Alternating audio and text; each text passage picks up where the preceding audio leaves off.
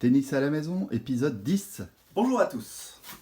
Eh bien, aujourd'hui, le sujet concerne une fois de plus le mental et plus particulièrement la gestion des émotions.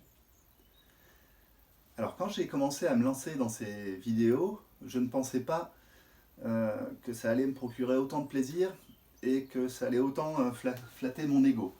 Ça fait des années, alors je parle de l'ego évidemment, ça fait des années que je rêvais de me produire et de proposer du contenu vidéo, mais le temps ne m'était pas, comment dirais-je, j'avais pas le temps de m'occuper de ça. Et finalement, la période de confinement m'a offert ça. Donc, je ne dis pas que c'est quelque chose qui me plaît, je préfère vraiment le contact avec mes élèves. Il me manque. J'ai des témoignages de certains d'entre eux, donc je les remercie. Des encouragements de leur part qui me disent de continuer à vous offrir ces vidéos. Voilà.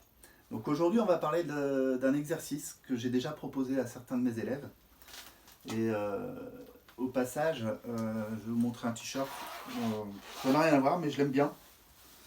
Et je pense à cette réflexion du film Les Tontons Flingueurs, où on dit les cons ça ose tout. C'est même à ça qu'on les reconnaît. Voilà, donc j'espère que vous aurez compris le lien, même s'il n'y en a pas. Voilà un exercice que je vous propose aussi bien aux tennisman qu'à des personnes qui auraient besoin, dans n'importe quel autre domaine, à dominer leurs émotions. Et ainsi être mieux préparés à par exemple une compétition ou un entretien d'embauche ou quoi que ce soit. Vous avez ici des pions rouges, des pions blancs, ce sont des pions d'échecs. Et ces pions, en fait, on va les mettre dans chacune des poches. On va mettre les pions rouges dans la poche droite, qui concerne des émotions négatives. Donc je vais vous expliquer après par la suite exactement ce que je veux déterminer par ces émotions négatives. Et dans la poche gauche, on va mettre les pions blancs, qui seront les émotions positives. Et en fait, le principe de cet exercice, c'est d'établir un compteur émotionnel pour savoir à peu près où on se situe avant une compétition, par exemple, ou au moment de rentrer sur le court. Donc je vous invite à utiliser ce truc, de mettre des cailloux ou autre chose dans vos poches de joueurs de tennis, et ainsi vous allez commencer par exemple l'opération 1 heure avant le match.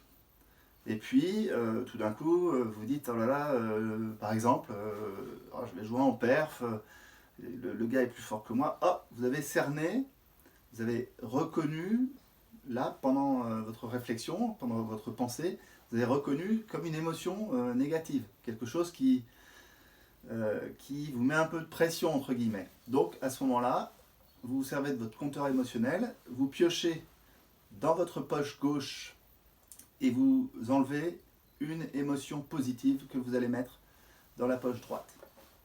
Et puis après la journée, le temps se continue, et puis tout d'un coup vous dites ah, ben, je suis quand même en forme aujourd'hui parce que je me suis entraîné quand même très sérieusement depuis une semaine.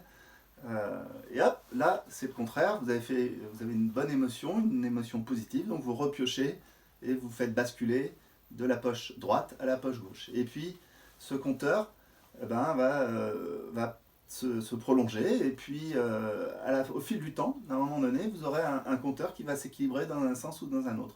Et l'objectif, en fait, d'une part, c'est de bien apprendre à cerner ces émotions qui peuvent être soit négatives, soit positives.